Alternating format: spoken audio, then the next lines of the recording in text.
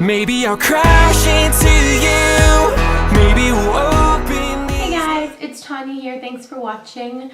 So today I'm doing a very small MAC haul on the MAC Alluring Aquatic Collection. This just launched from MAC, and I have to say that the packaging definitely sucked me in. So I had watched a ton of videos online already about this line, and one thing that no one mentioned is that the actual packaging is raised. It's like the little droplets, it's not just like on the packaging, it's actually like a raised, kind of explain it, it's kind of almost like dried glue. I really love it. I also picked up two things that weren't in this collection, so I'm going to start with those. First thing I picked up is a mini strobe cream.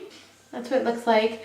It's only 30 mils. I really wanted to try this. I've never tried the strobe cream before, and which is odd because I've tried like almost everything from MAC. When it comes out, it's almost like a kind of like opalescent cream color. I don't know if you guys are going to be able to tell. Let's see if I can. It's kind of like a very opalescent white.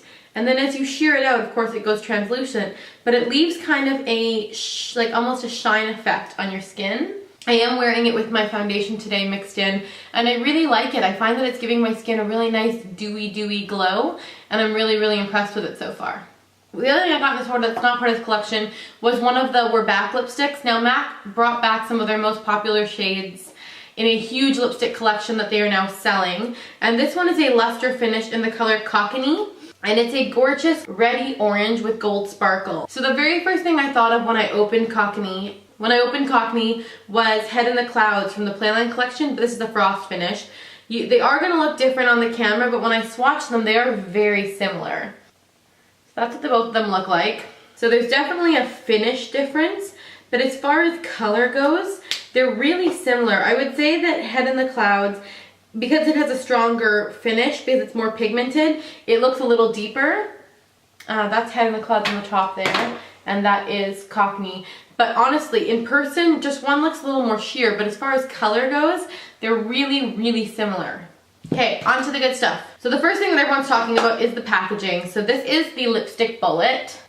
First off, it's a gorgeous teal metallic, but more than that, I don't know if you guys can tell, but all these bumps are actually raised. I only got one, and I wasn't sure that I was gonna like it. I thought it might end up going back, but I actually do like it. I got Mystical. I was hoping these would all be more like summery tone colors. This one is a cream sheen finish, and it is quite like light. It's kind of pinky brown, which you guys know I really don't like, and kind of built up.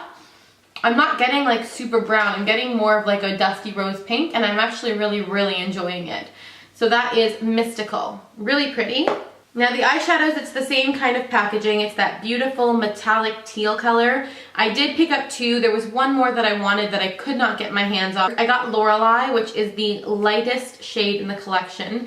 Now these are extra dimension eyeshadows, so they are kind of they do have a metallic sheen to them.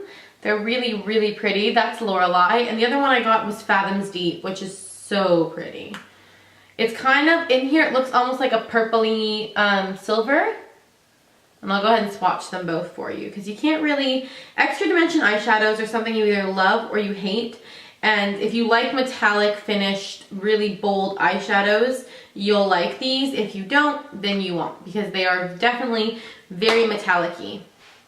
So there is Lorelei.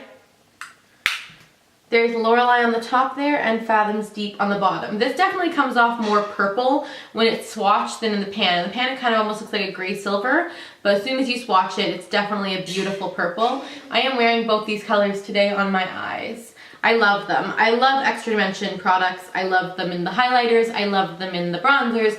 I love them in the blushes. So it makes perfect sense to me that I would love them in the eyeshadows. I do own a couple from the original extra dimension line, and I didn't love those as much as I love these. Maybe it's just the colors are different, but these two are definitely for me a must-have.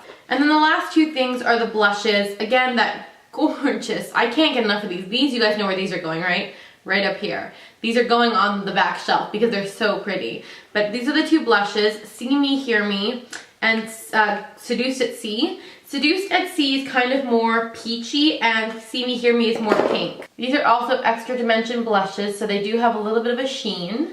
So See Me, Hear Me is coming off kind of almost pink on the hand, surprisingly. Or sorry, kind of almost coral on the hand, surprisingly. I expected it to be more pink by the way it looked, but That's See Me, Hear Me. And the next one is Seduced at Sea, which is a beautiful, it looks like a peachy pink in the pan. And when you swatch it, it's coming off as a peachy pink. Actually, when they're swatched, they look quite similar. I would just say that See Me, Hear Me has a little bit more pink tone, and then Seduced at Sea is more of a coral tone, but they are very, very similar. You probably don't need both of these. One or the other would probably suffice. If you're trying to figure out what from the collection you can avoid buying, you probably don't need both of the blushes. I would say that for me, the must-haves are probably Seduced at Sea. It's a gorgeous coral color, something very different than anything else I own. The two eyeshadows I could not pick between. They're both beautiful. And I don't know, I would probably skip the lippies for this collection, which is odd for me because I'm such a lippy fanatic, but I just don't think that these ones were probably the most appropriate for summer, in my opinion. For summer, I think bright lips, even if you have some like sheared out brights, I still think pinks, reds, you know, corals. I don't think like muted dusty roses, but I guess because the eyeshadows and the blushes were more shimmery, they figured we'd go more mute on the lips. But to each their own, whatever you like, you like. That's it for this video, guys. Thank you so much for watching, and I will see you in my next one. Bye. Hey, we play it like our world is our life.